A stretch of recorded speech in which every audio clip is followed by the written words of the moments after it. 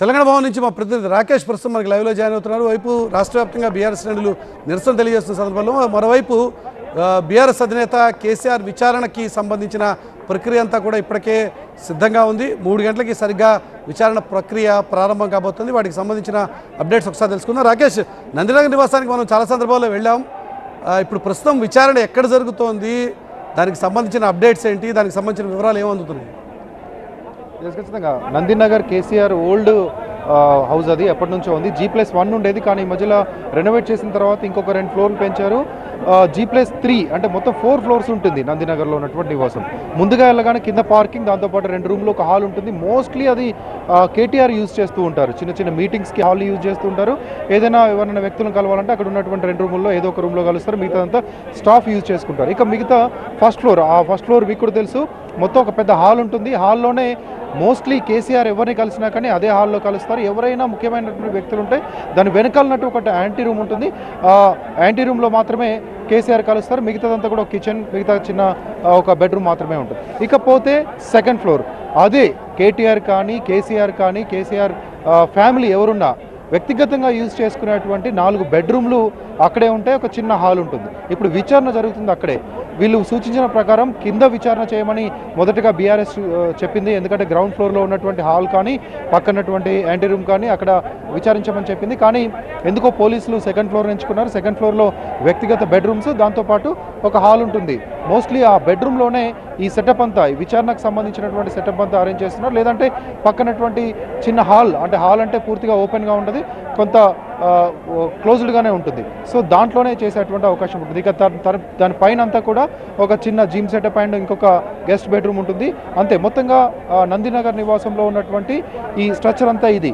కాబట్టి మామూలుగా పోలీసులను గ్రౌండ్ ఫ్లోర్లో ఎందుకు చేసుకోమని చెప్పారంటే గ్రౌండ్ ఫ్లోర్ ఈజీగా ఉంటుంది, యాక్సెసిబుల్గా ఉంటుంది. అక్కడ పెద్దగా ఫర్నిచర్ కూడా లేదు, హాల్ కూడా చిన్నగా ఉంటుంది, ఈజీగా అక్కడ ఎంక్వైరీ చేసుకోవచ్చు అనేది బీఆర్ఎస్ కేసీఆర్కి సంబంధించిన సిబ్బందో దాన్ని రిఫర్ చేశారు, అక్కడ చేసుకోవచ్చు అని చెప్పారు. కానీ పోలీసులు ఎందుకో దాన్ని యాక్సెప్ట్ చేయలేదు. ముందుగా ఫస్ట్ ఫ్లోర్ని కూడా పరిశీలించినట్టే తెలిసింది. ఫస్ట్ ఫ్లోర్ చాలా పెద్ద హాల్ ఉంది, అంతా ఓపెన్గా ఉంటుంది.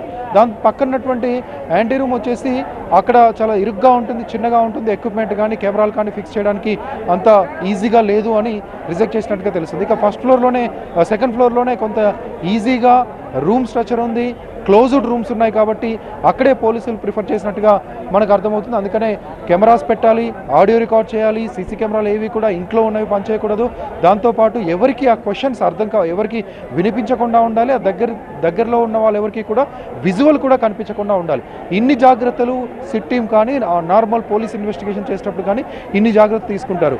ఇన్వెస్టిగేషన్ చేసే సమయంలో ఒకవేళ కోర్టు కానీ లేకపోతే 65 ఇయర్స్ అబోవ్ దాటినటువంటి వ్యక్తులను విచారిస్తున్న క్రమంలో 15 ఫీట్ దూరంలోనో లేకపోతే కనిపించేలాగా ఒక మిర్రర్ వెనకాల అడ్వకేట్ కానీ ఫ్యామిలీ మెంబర్ కానీ ఉండాలన్నప్పుడు ఆ సెటప్ ఉంటే చేస్తారు. లేదంటే రూమ్ బయట వాళ్ళని ఉండమనేటువంటి ఛాన్స్ ఉంటుంది. కానీ ఎట్టి పరిస్థితుల్లో ఆ విజువలైజేషన్ కనిపించకుండా, బయట వ్యక్తులకు కనిపించకుండా మొదటగా జాగ్రత్త తీసుకుంటారు. ఆ క్వశ్చన్స్ కానీ ఆన్సర్స్ కానీ ఆ మొత్తం రికార్డింగ్ వ్యవహారం కానీ బయటకు వినిపించకుండా రెండో జాగ్రత్త తీసుకుంటారు. కాబట్టి రెండిటికి అనుకూలంగా ఉండేలాగానే సెకండ్ ఫ్లోర్ తీసుకున్నట్టుగా మనకు అర్థమవుతుంది. గ్రౌండ్ ఫ్లోర్ రిజెక్ట్ చేయడానికి కూడా కారణం అదే. ఫస్ట్ ఫ్లోర్ పూర్తిగా చాలా పెద్దగా ఉన్నటువంటి హాల్, లేదంటే చిన్నగా ఉన్నటువంటి రూమ్. ఈ 2 సెట్ కాదు కాబట్టి సెకండ్ ఫ్లోర్కి వెళ్ళినట్టుగా మనం అర్థం చేసుకోవచ్చు. ఇక బ్యాక్ టు ఇక్కడ తెలంగాణ భవన్లో ప్రస్తుతం ఉన్నాం. తెలంగాణ భవన్లో పెద్ద ఎత్తున 1000 మంది కార్యకర్తలు చేరుకున్నారు, ఇంకా చేరుకుంటూనే ఉన్నారు. దాదాపుగా ఇప్పటికే 5-6 వేల మంది కార్యకర్తలు తెలంగాణ భవన్ చుట్టుపక్కల ఉన్నారు. పోలీసులు రిస్ట్రిక్షన్ చేస్తూ ఉన్నారు. ఒకవేళ ఇక్కడికి వస్తే కనుక బయటకు వెళ్ళొద్దు, రోడ్డు మీదకి వెళ్ళొద్దు, రోడ్డు మీద ఆందోళన చేయొద్దని ఉదయం నుంచి కూడా రకరకాల నిరసనలు ఇక్కడ చెప్తున్నారు. సంబంధించిన విచారణ ప్రక్రియ ఏ రకంగా ఉంటుంది అనేటువంటి అంశం మీద అయితే అది అదర్ సైడ్ ప్రస్తుతం మీరు ఉన్నటువంటి తెలంగాణ భవన్ దగ్గర సిచ్యువేషన్ ఎలా ఉంది? ఇప్పుడు ప్రస్తుతం నాయకులందరూ కూడా చాలా పెద్ద సంఖ్యలో చేరుకున్నారు. వీళ్ళందరూ కూడా విచారణ ప్రక్రియ ముగిసిన తర్వాత అంటే సుమారుగా 2:30-3 గంటల పాటు ఈ ప్రక్రియ సాగుతుంది అని చెప్పి ఇప్పటికే సిట్ ఇండికేషన్స్ కాబట్టి ఆ ప్రాసెస్ పూర్తయిన తర్వాత కేసీఆర్ ఇక్కడ భవన్కి వచ్చేటువంటి ఆస్కారం ఉందా, లేక ఇక్కడ ఉన్నటువంటి ముఖ్య నాయకులే నందినగర్ నివాసానికి తీసుకువెళ్తారా? ఎలా ఉంది సిచ్యువేషన్, ప్లాన్ ఏంటి? మెయిన్ లీడర్షిప్ అంతా హరీష్ రావు, కేటీఆర్ తప్ప మిగతా వాళ్ళందరూ మాజీ మంత్రులు, ఎమ్మెల్యేలంతా ప్రస్తుతానికి ఇక్కడే ఉన్నారు. గ్రేటర్ ఎమ్మెల్యేలంతా కూడా ఇక్కడే ఉన్నారు. ఇంతకుముందు ప్రెస్ మీట్లో కూడా వాళ్ళంతా మాట్లాడారు. కార్యకర్తలంతా ఇక్కడ ఉన్నారు. ఉదయం నుంచి రకరకాలుగా నిరసనలు చెప్తున్నారు.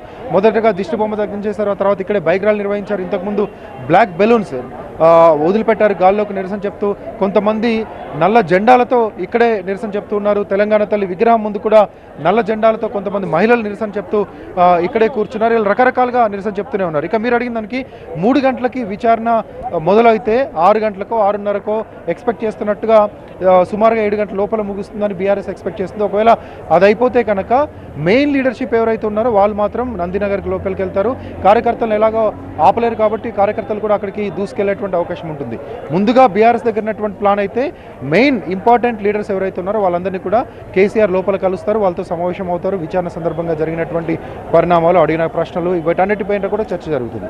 ఆ తర్వాత బయట ఉన్న కార్యకర్తలు కేసీఆర్ బయటకు వచ్చారు, ఫస్ట్ ఫ్లోర్ నుంచి బయటకు వచ్చి ఒక అభివాదం చేస్తారు. ఆ తర్వాత కార్యకర్తలందరినీ కూడా మెల్లగా వెళ్ళిపోమని సూచించేటువంటి అవకాశం ఉంటుంది. ఇది బీఆర్ఎస్ దగ్గర ఉన్నటువంటి ప్లాన్. కానీ కేసీఆర్ తెలంగాణ భవన్కి అయితే వచ్చేది స్కెడ్యూల్లో లేదు. ఇప్పటివరకు దానికి సంబంధించినటువంటి వివరాలు ఏవి కూడా చెప్పలేదు. అయితే దాంతోపాటుగా రాకేష్, ఇప్పటికే ఈ విచారణ ప్రక్రియకి కేటీఆర్ హాజరయ్యారు, హరీష్ హాజరయ్యారు, పార్టీకి సంబంధించిన ముఖ్య నాయకులందరూ కూడా హాజరయ్యారు. వారు ఏ రకంగా సిట్ వ్యవహరించింది, లేకపోతే ఏ రకంగా సిట్ ప్రశ్నలు అడిగేటువంటి ఆస్కారం ఉంది, ఈ మొత్తం ప్రాసెస్ ఏ రకంగా ఉంటుంది, ఇదంతా కూడా కేసీఆర్కి ఆల్రెడీ బ్రీఫ్ చేసే ఉన్నారు కాబట్టి కేసీఆర్ కూడా ప్రిపేర్డ్గా ఉన్నారా ఈ మొత్తం ఎపిసోడ్కి? పక్క ప్రిపేర్గా ఉన్నా చెప్పొచ్చు. మీరు చెప్పినట్లుగా హరీష్ రావును ఎంక్వైరీ చేసిన, కేటీఆర్ ఎంక్వైరీ చేసిన, సంతోష్ ఎంక్వైరీ చేసిన, ఆ ఎంక్వైరీ తర్వాత ఇమ్మీడియట్గా వాళ్ళందరూ ఫామ్ హౌస్కి వెళ్ళి ఎలాంటి క్వశ్చన్స్ అడిగారు, ఏమేం క్వశ్చన్స్ అడిగారు, ఏ మల్టిపుల్ క్వశ్చన్స్ని తిప్పి అడిగారు, వీటన్నిటికీ సంబంధించినటువంటి బ్రీఫ్ చేశారు. దాంతోపాటుగా బీఆర్ఎస్ లీగల్ టీం, ఇంకొంతమంది అడ్వకేట్స్, మాజీ అడ్వకేట్ జనరల్, వీళ్ళందరితో కూడా కేసీఆర్ చాలాసార్లు మాట్లాడారు ఎలాంటి క్వశ్చన్స్ అడిగేటువంటి ఛాన్స్ ఉంటుందని. ఇంకొకటి హరీష్ రావును అడిగినటువంటి క్వశ్చన్స్లో హరీష్ రావు పోర్షన్, హరీష్ రావు పార్ట్ శ్రవణ్కి సంబంధించిందో లేకపోతే ఒక ప్రైవేట్ ఛానల్లో చేసినటువంటి వ్యవహారం, వీటానికి సంబంధించి హరీష్ రావు అడిగేటువంటి ఛాన్స్ ఉంది. ఇక కేటీఆర్కి సంబంధించి ఫండ్స్ మొబిలిటీ, వాటికి సంబంధించినటువంటి క్వశ్చన్స్ ఆ పోర్షన్ మాత్రమే అడిగేటువంటి ఛాన్స్ ఉంటుంది. ఇక ఫైనల్ పాయింట్, ఎక్కడైతే కేసీఆర్ని క్వశ్చన్ చేస్తున్నప్పుడు ఆ ప్రభుత్వంలో చేసినటువంటి ఫోన్ ట్యాపింగ్, ఆ ప్రభుత్వంలో ఇంటెలిజెన్స్ చీఫ్గా ఎవరిని ఎందుకు పెట్టారు, ప్రభాకర్ రావును ఎందుకు నియమించారు, ప్రభాకర్ రావును ఎందుకు కొనసాగించారు, ఇలాంటి క్వశ్చన్స్ ఉండేటువంటి ఛాన్స్ ఉంటుంది. ఇంకా టాప్ లెవెల్లో ఉన్నటువంటి గవర్నమెంట్లో టాప్ లెవెల్లో ఉన్నటువంటి వ్యక్తి, గవర్నమెంట్లో సీఎంగా మొత్తం దీనికి సంబంధించి ఇంటెలిజెన్స్కి సంబంధించి ఇన్ఫర్మేషన్ తీసుకునేటువంటి ఒక పాయింట్ కాబట్టి ఆయన అడిగేటువంటి క్వశ్చన్స్ వీటన్నిటికీ సంబంధించి ఇంక్లూడింగ్గా ఆల్ టుగెదర్ క్వశ్చన్స్ అన్నీ కూడా ఆయన అడిగేటువంటి ఛాన్స్ ఉంటుంది. ఏం అడుగుతారో ఒక ఐడియాతోనే ఆయన ఇన్వెస్టిగేషన్లో ఉన్నారు. దాంతోపాటుగా ముందే ఆయనకి చాలా విషయాలు బ్రీఫ్ చేశారు.